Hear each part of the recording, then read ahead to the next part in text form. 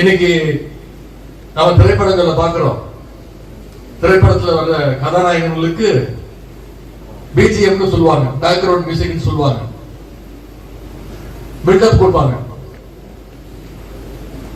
ஹீரோக்களுக்கு build up கொடுக்கணும்னா இப்ப BGM தேவைப்படுது, பேக்ரவுண்ட் மியூசிக் தேவைப்படுது, ஸ்பெஷல் எஃபெக்ட்ஸ் தேவைப்படுது, வீடியோ எடிட்டிங்லாம் தேவைப்படுது இன்னைக்கு. ஆனா அந்த காலகட்டத்திலேயே எந்த பிஜிஎம் இல்லாம எந்த ஸ்பெஷல் எஃபெக்டும் இல்லாம தன்னுடைய குரல் வளத்தாலேயே இளைஞர்களுக்கு எழுச்சியை ஊட்டியவர் தான் ஐயா ஹனீஃபா அவர்கள். அன்றைக்கு பெரியார் தலைமையிலும் பின்னர் அண்ணா தலைமையிலும் நடைபெற்ற இந்தி திணிப்பு எதிர்ப்பு போல அன்னைக்கு தமிழ்நாடு வென்று காட்டுச்சு. இன்னைக்கு அதே இந்தி திணிப்பு வேற ஒரு ரூபத்துல மீண்டும் தமிழ்நாட்டுக்குள்ள நுழைய பார்க்குது. ஒன்றிய அரசு இன்னைக்கு மும்மொழி கொள்கைன்னு சொல்லி மீண்டும் இந்திய தமிழ்நாட்டுக்குள்ள திணிக்க முயற்சி செய்யுது.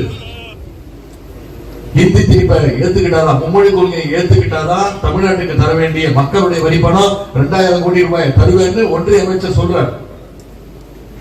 ஆனா நம்முடைய முதலமைச்சர் அவர்கள் நீங்க 2000 கோடி இல்ல 10,000 கோடி கொடுத்தாலும் எந்த காலத்திலும் தமிழ்நாட்டுக்குள்ள இந்தி திணிப்பை நான் நுழைய விட மாட்டேன்னு நம்முடைய முதலமைச்சர் அவர்கள் இன்னைக்கு தைரியமாக சொல்றாரு.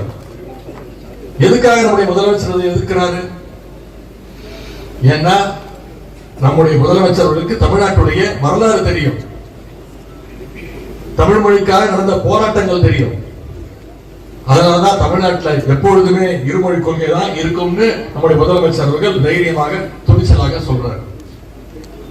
நான் இந்த நிகழ்ச்சியின் வாயிலாக மீண்டும் சொல்கின்றேன், நாகூர் ஹனீஃபாவுடைய காலடி சுவடிகள் இந்த மண்ணில் இருக்கிற வரைக்கும், அவருடைய குரல் இந்த காற்றில் கலந்திருக்கிற வரைக்கும் தமிழ்நாடு ஒருபோதும் இந்தி திணிப்பை தமிழ்நாட்டுக்குள்ள அனுமதிக்காது என்பதை உறுதியோடு முன்பு சொல்கின்றேன்.